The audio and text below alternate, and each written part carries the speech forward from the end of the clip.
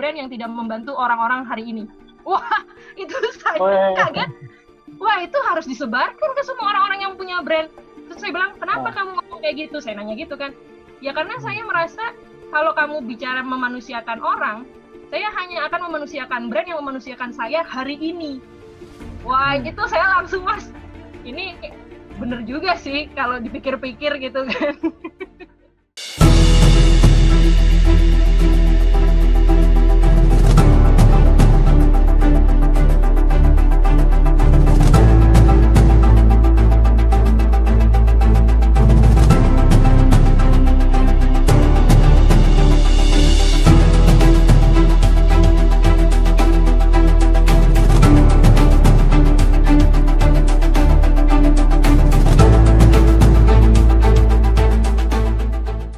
Halo, saya Arto Biantoro.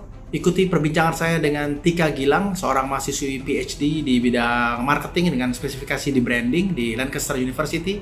Kita akan ngobrol bareng tentang brand-brand lokal yang terjadi di sana, apa yang mereka lakukan, kreativitas apa yang dibangun, bagaimana peran pemerintah di sana, dan juga bagaimana masyarakat merespon isu-isu ini, dan bagaimana brand-brand melakukan kreativitasnya untuk bisa keluar dari gejolak ini.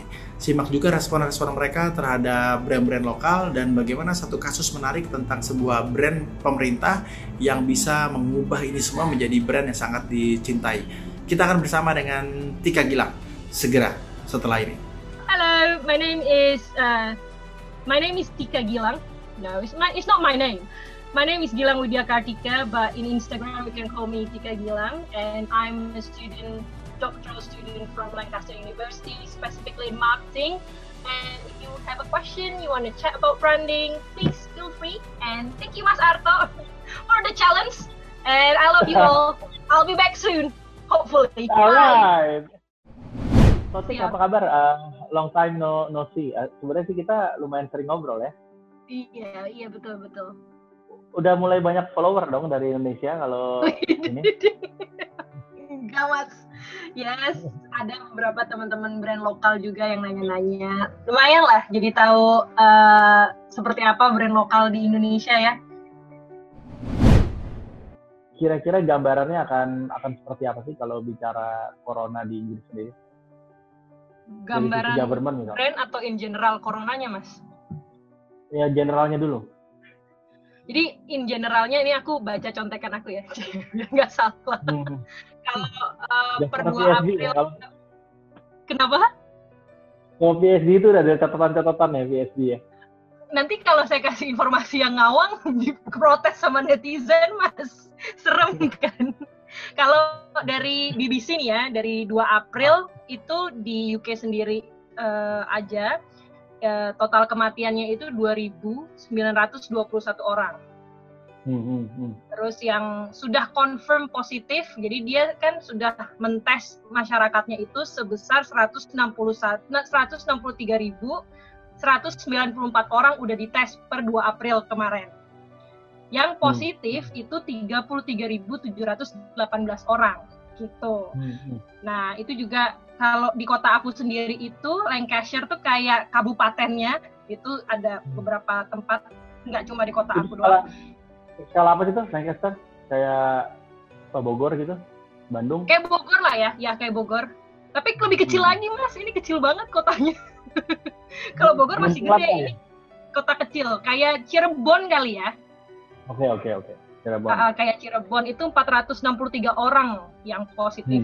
Nah, tapi memang kalau yang saya baca, yang meninggal itu juga ada penyakit bawaan, terus kan di Inggris juga sama seperti di Italia dan Spanyol, demografiknya memang lansianya juga banyak gitu. Jadi ya seperti itu kalau keadaan in generalnya ya. Tapi kalau keadaan brandingnya sendiri, ya sedih ya, Mas ya. Kalau bisa bilang ya sedih ya.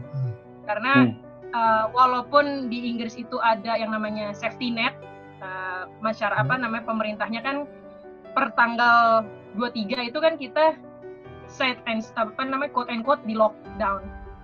Nah, tapi ini lucunya nih, Mas, kalau saya boleh cerita, Boris Johnson itu tidak menggunakan kata lockdown. Jadi sebagai saya seorang mahasiswa di branding, asosiasi itu begitu kental sama lockdown.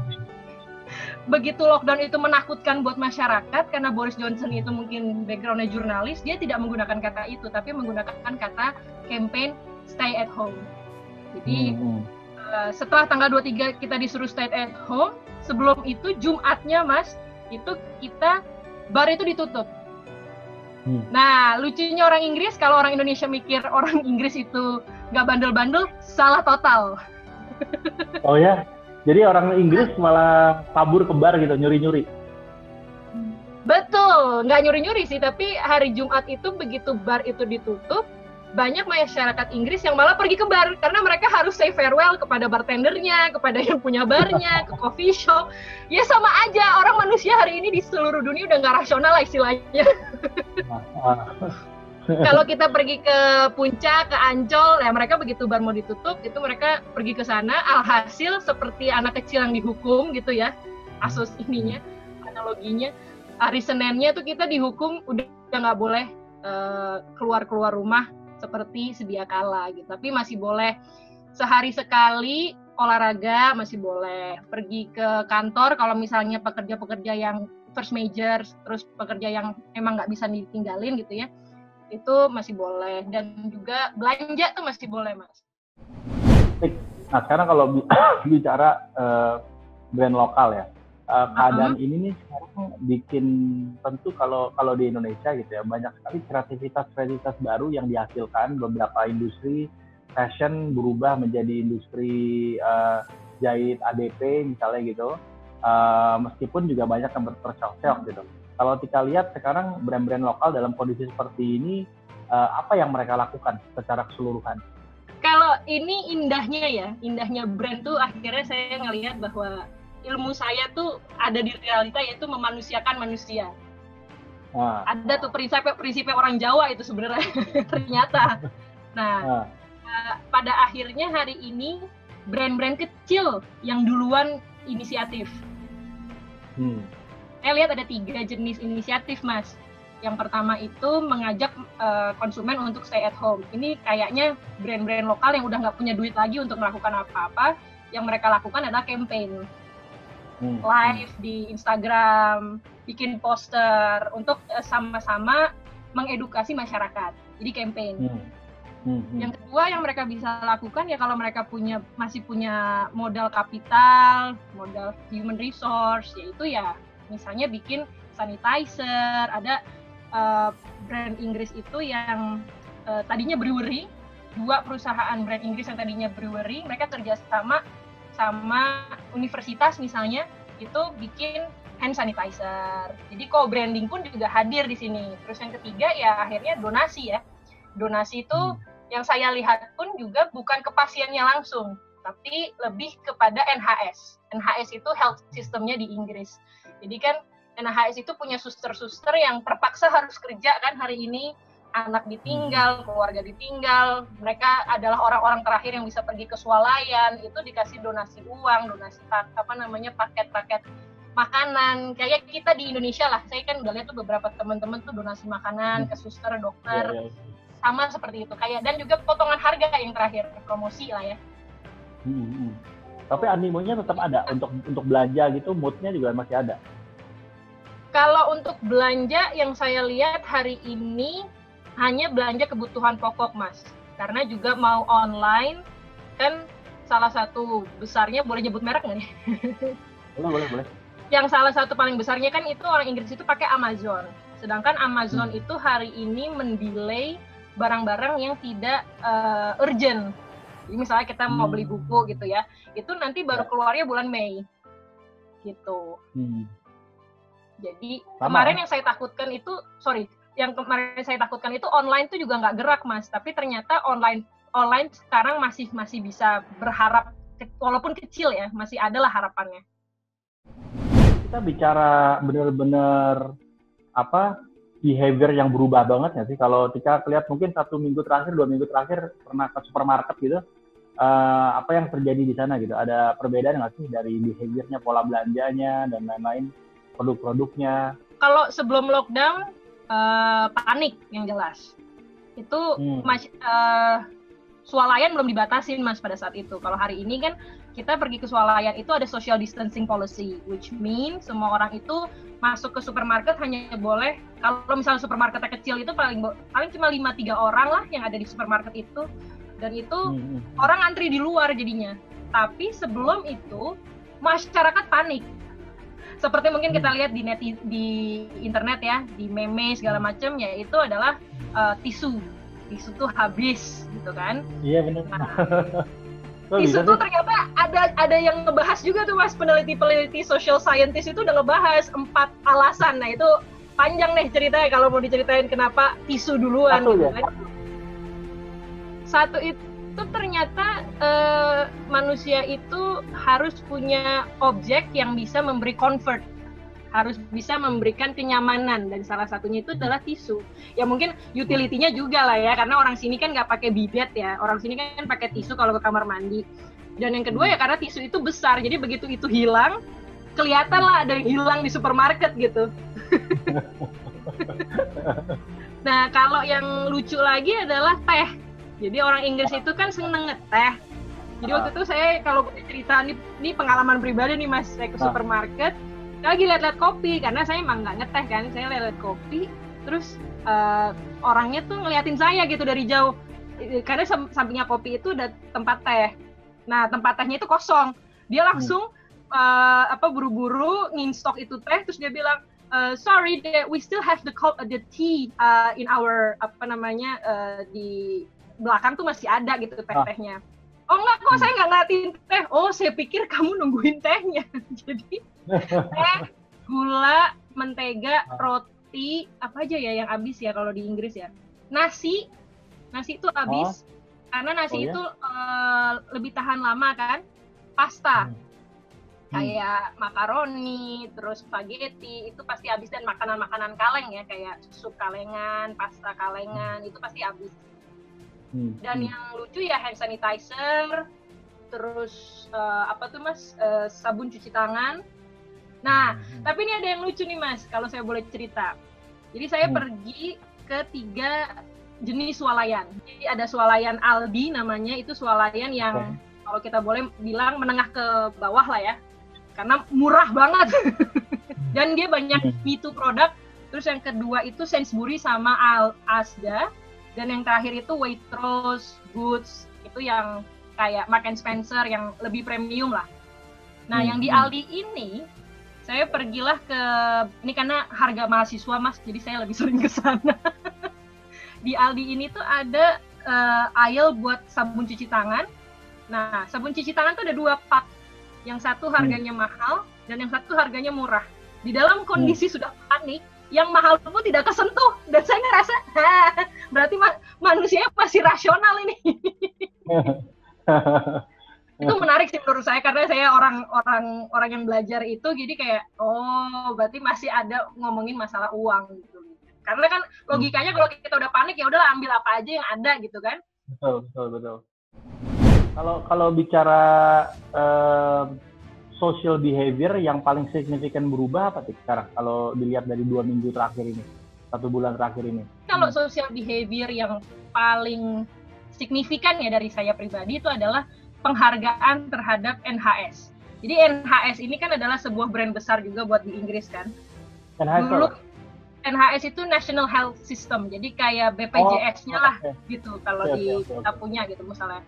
Rakyat Inggris itu berusaha memberikan campaign apresiasi terhadap pegawai-pegawai NHS. Kalau misalnya Mas Arto lihat tuh di internet ada clap your hand for your NHS hero.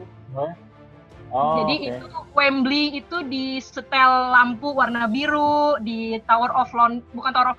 London Eye itu dipasang lampu warna biru. Bangga lah ya, saya lihat ada satu video, ada suster ya mungkin seumuran saya, mungkin lebih muda lagi mau naik mobil, dia keluar rumah tuh satu tetangganya tuh nepokin dia. Ya terharu lah ya dari brand yang tadinya itu hampir kehilangan trust dari masyarakatnya sendiri. Hari ini brand itu adalah salah satu brand yang ya penyelamat jiwa mereka juga gitu. Makanya hari ini itu salah satu social behavior yang menurut saya nggak pernah terjadi sebelumnya sih.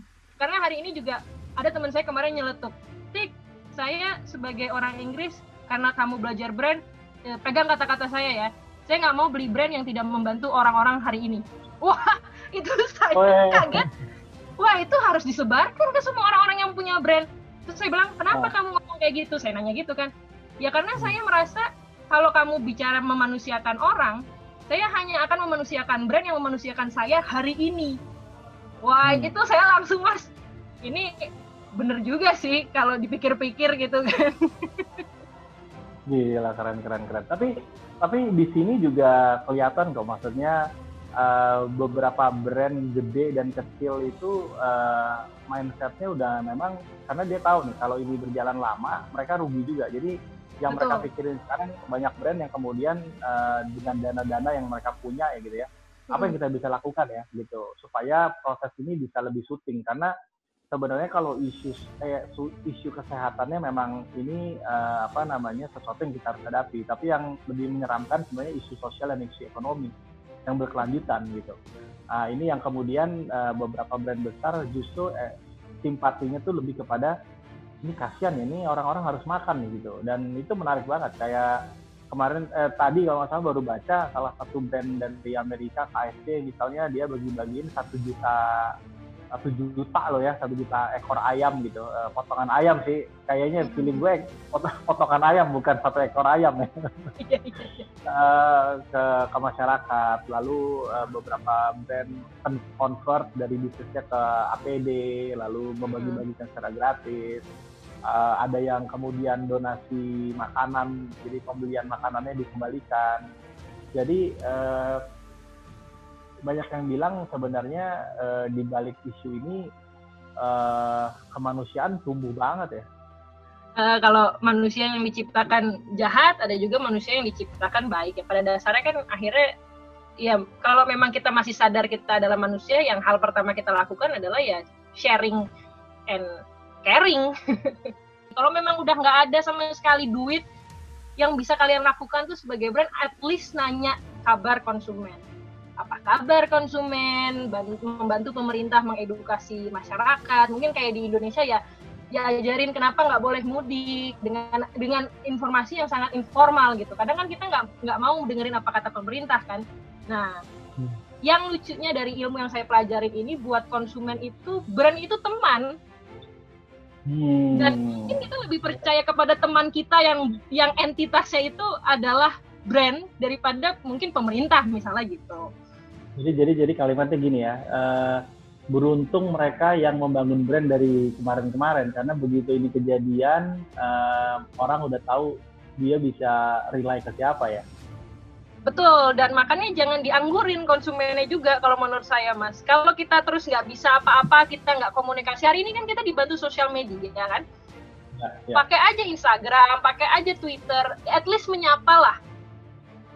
Masyarakat juga ngerti kok kalau misalnya kita usaha kecil yang kecil banget, ini kita bukan bicara yang tukang bubur atau tukang bakso yang di jalan ya, bukan, tapi kayak misalnya kita punya usaha baju yang benar-benar masih kecil, ya kita nggak bisa bantu apa-apa, Mas. Mikirin PHK aja udah sedih setengah mati kan.